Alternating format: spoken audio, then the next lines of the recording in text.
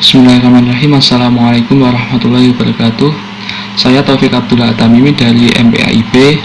Di sini saya akan menjelaskan buku karangan Muhammad Syahrul dengan judul Alkitab wal Quran Qiraah Mu'asirah. Sebelumnya, pemikiran dan gagasan Muhammad Syahrul cukup kontroversial. Tentunya tujuan kita untuk mempelajari pemikiran Muhammad Syahrul bukan untuk mengadopsi pemikiran Muhammad Syahrul, akan tetapi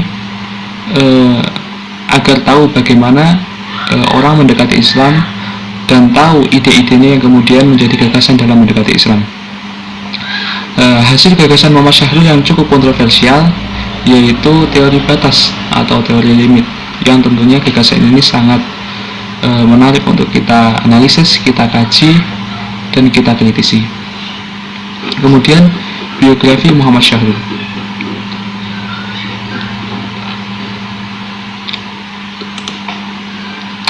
Muhammad Syahrul adalah seorang pemikir muslim kontemporer yang lahir di Syria pada 11 April 1938, yang merupakan anak dari pasangan Daib bin Daib yang merupakan seorang dosen teknik dan Sodikoh binti Sholih Firyun. Syahrul besar di kota Syria, yaitu kota yang sangat memiliki perhatian yang luar biasa terhadap pendidikan. Syahrul adalah seorang pemikir muslim yang dibesarkan dalam keilmuan eksakta. Ia tidak pernah belajar keilmuan Islam secara intensif. Kemudian pendidikan Syahrul menempuh pendidikan dasar dan menengah di lembaga pendidikan Abdurrahman Al-Kawakibi yang berada di daerah Damaskus, Syria. Kemudian melanjutkan pendidikan di Uni Soviet atas beasiswa dari pemerintah dengan mengambil diploma di bidang teknik sipil di Moskow dan berhasil menyelesaikan diploma pada tahun 1964. Selain itu, ternyata Syahrul juga menekuni di bidang filsafat dan linguistik dan mencoba merambah ke wilayah studi Quran dan keislaman. Kemudian pada tahun 1968, Syahrul dikirim oleh Universitas Damaskus untuk mengambil program magister dan doktoral di Airline Nasional Damaskus. Di sini Syahrul mengambil jurusan di bidang mekanika pertahanan dan teknik bangunan. Dia berhasil menyelesaikan magister pada tahun 1969 dan doktoral pada tahun 1972.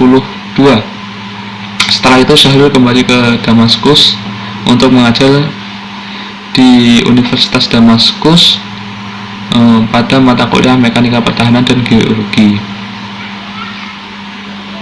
Kemudian di samping itu Syahrul dan rekannya juga membuka biro konsultasi teknik sekaligus menjadi konsultan di bidang teknik. Pada tahun 1982 sampai 1983, Syahrul diundang untuk menjadi tenaga ahli pada Asot Konsul Kerajaan Arab Saudi. Dan pada tahun 1995 Syahrul diundang menjadi peserta kehormatan dan ikut terlibat dalam perdebatan pemikiran Islam di Lebanon, Maroko. Nah, pada dasarnya Syahrul merupakan seseorang yang bergelut di bidang teknik.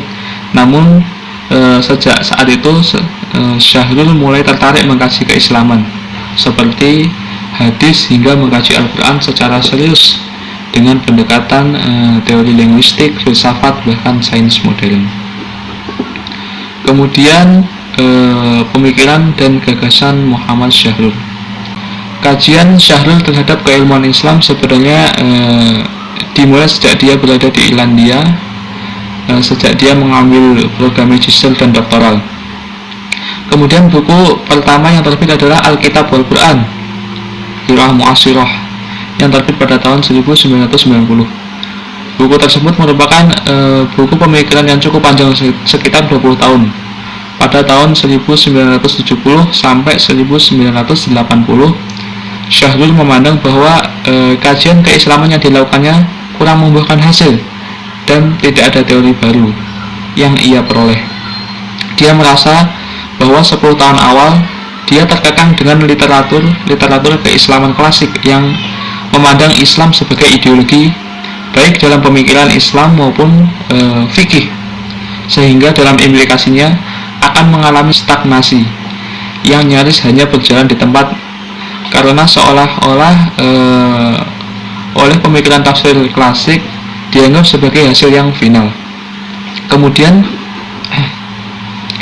Syahrul berpandangan bahwa perubahan dan perkembangan zaman mengharuskan perlunya metodologi dan pendekatan dalam menafsirkan Al-Quran, yang memandang bahwa bagaimanapun hebatnya suatu produk tafsir tetap merupakan produk anak zaman itu, yang tentunya dipengaruhi juga oleh konteks perubahan zaman, kemudian cara berpikir para mufasirnya.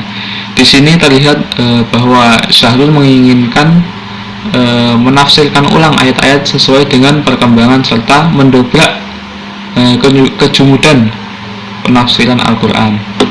Kemudian dalam kajian hermeneutik, Syahrul memperkenalkan istilah sabat nas wa tagoyul al-muhtawa, yang artinya Al-Quran itu teksnya tetap, namun kandungan makna dan teksnya mengalami perubahan sehingga dapat ditafsirkan seiring berkembangnya zaman. Kemudian tentang teori limit. Di sini Syahrul menawarkan teori batas atau yang sering disebut teori limit, atau dalam bahasa Arab disebut teori hudud, yang ditawarkan sebagai pengembangan pemikiran tafsir kontemporer. Teori batas merupakan sebuah teori sains dalam matematika yang digunakan Syahrul dalam penafsiran Al-Quran. Tentunya teori ini tidak familiar di dunia tafsir, karena pada umumnya para mufasir klasik atau mufasir konvensional menggunakan perangkat ilmu yang lazim digunakan untuk menafsirkan Al-Quran, seperti riwayah, asbabun nuzul, munasabah, nasih wal mansuh, dan kaidah-kaidah kebahasaan.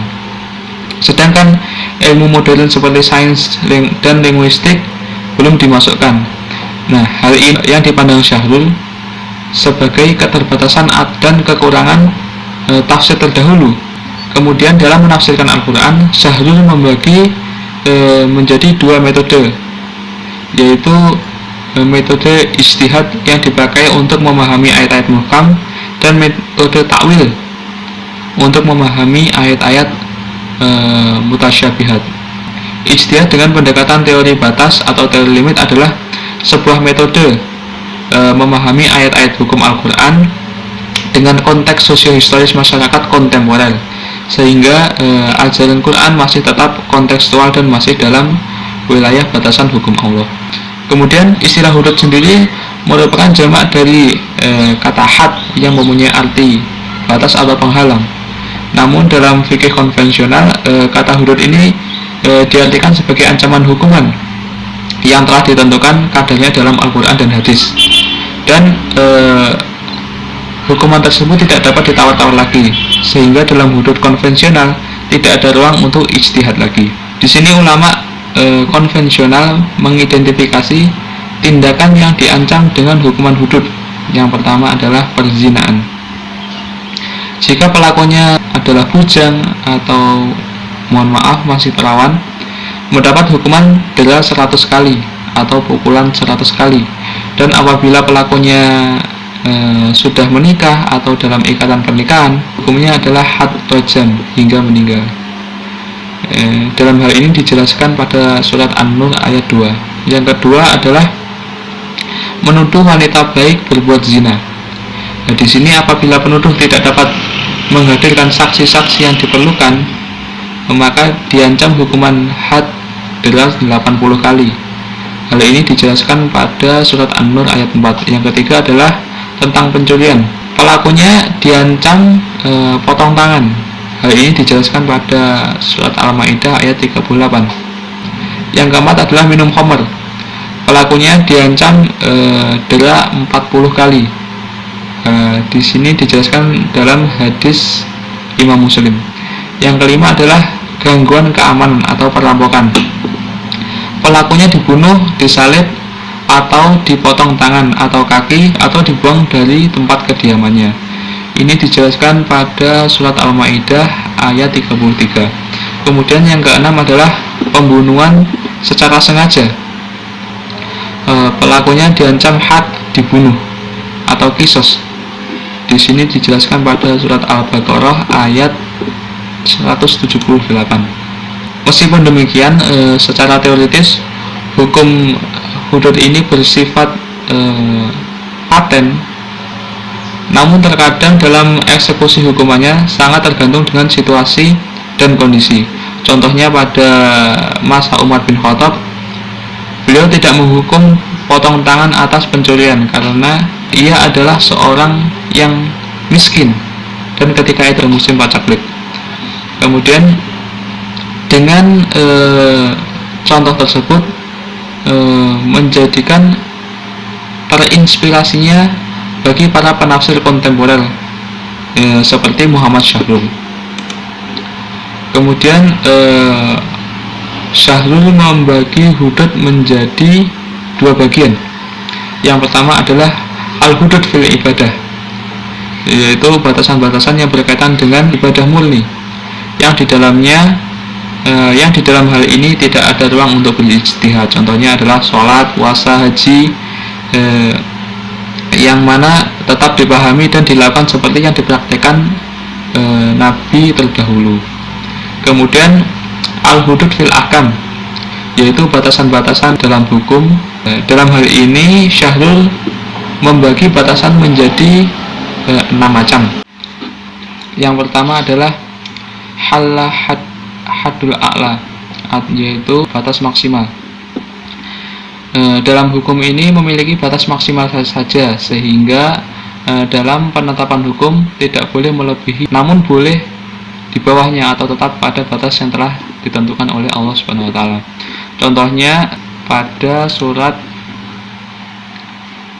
Al-Baqarah ayat 178.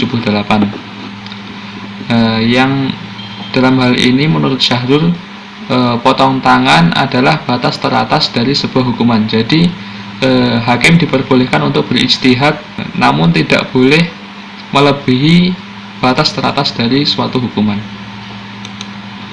Yang kedua, had al-adna, yaitu batas minimal, yaitu batas yang hanya memiliki batas terendah, sehingga dalam penetapan hukum boleh dilakukan di atas batas minimal yang telah ditentukan Al-Quran, namun tidak boleh melampaui batas minimal tersebut. Contohnya adalah ayat-ayat yang menjelaskan tentang perempuan yang dilarang untuk dinikahi dalam surat An-Nisa ayat 22 hingga 23. Yang dalam ayat tersebut dijelaskan beberapa perempuan yang tidak boleh untuk dinikahi, yaitulah batas minimal perempuan yang tidak boleh dinikahi. Namun bisa jadi dari perempuan yang tidak boleh dinikahi dari hal yang disebutkan dalam Al-Quran seperti saudara sepupu, ternyata dalam penelitian bahwa pernikahan saudara dekat bisa mengakibatkan cacatnya fisik atau mental bagi keturunan. Yang ketiga adalah halahad al-a'la wa adna ma'an, yaitu posisi batas maksimal dan minimal ada secara bersamaan, sehingga dalam penetapan hukum dilakukan di antara batas keduanya. Contohnya adalah ayat-ayat yang menjelaskan tentang poligami.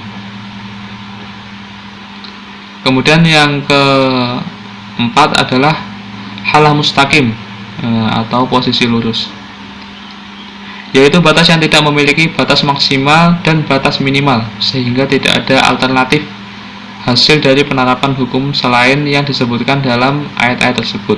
Contohnya adalah para pelaku zina, yang dijelaskan pada surat An-Nur ayat 2. Di sini menurut Syahrul, dalam kasus zina tidak ada pilihan lain kecuali hukum yang telah ditetapkan dalam Al-Quran, dan tidak boleh menaruh rasa kasihan terhadap pelaku zina.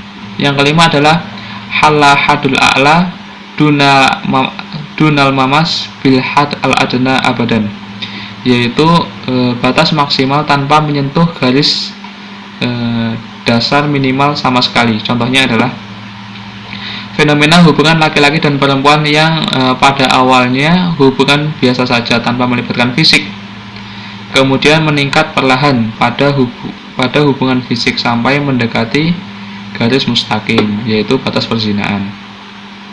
Itulah makanya dalam Al-Quran menggunakan redaksi wala taqrabuz zina. Inilah yang memberikan isyarat bahwa pendekatannya tersebut apabila diteruskan akan menjerumus ke dalam larangan Allah Subhanahu wa taala. Yang keenam adalah halahadul mujab muglaq la yajuzu tajawuzuhu wal hadul adna salib yajuzu tajawuzuhu, yaitu posisi batas maksimal positif yang tidak boleh dilampaui dan batas minimal negatif yang boleh dilampaui. Contohnya dalam masalah riba sebagai batas maksimal positif dan tidak boleh dilanggar, dan zakat sebagai batas minimal boleh dilampaui, yang artinya riba yang berlipat ganda tidak boleh, sedangkan orang yang melakukan zakat boleh melebihi 2,5% sebagai batas minimal yang diperbolehkannya. Posisi tersebut secara otomatis memiliki batas tengah yang berada di antara keduanya yang disimbolkan dengan titik nol pada persilangan kedua sumbu. Demikianlah deskripsi teori hudud yang ditawarkan oleh Syahrul, terutama yang berkaitan dengan al-hudud fil ahkam. Cukup sekian, wassalamualaikum warahmatullahi wabarakatuh.